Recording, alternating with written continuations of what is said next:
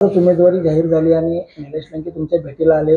प्रदीर्घ चर्चा तुम्ही केली. काय आता रणनीती राहणार आहे नगर दक्षिणची?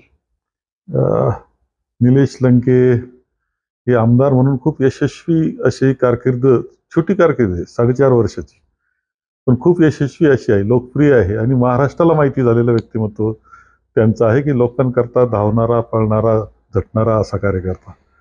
लोकसभेच्या या निवडणुकीमध्ये महाविकास आघाडीचे ते उमेदवार आहेत आणि मला खात्री आहे की एकंदर त्यांची लोकप्रियता जी आहे दक्षिण नगर लोकसभा मतदारसंघामध्ये, ती म्हणजे अभूतपूर्व लोकप्रियता आहे असं म्हणलं तरी वावगं ठरत नाही. विषय जे अनेक आहे सर्वसामान्य माणसाचे, ते घेऊन काम करण्याची त्यांची पद्धत आहे. युवकांशी जिव्हाळ्याचं नातं निर्माण करण्याची त्यांची पद्धत आहे आणि म्हणून हे यश हे मोठंच राहणार आहे. महाविकास आघाडीचं हे यश असणार आहे. त्यांचं व्यक्तिगत आहे, त्यांच्या पक्षाचं, महाविकास आघाडीचं आणि शेवटी आमच्या इंडिया जी ऑर्गनायझेशन आहे आता सध्या जे झालेले अलायन्स, त्यांचं यश हे होणार आहे.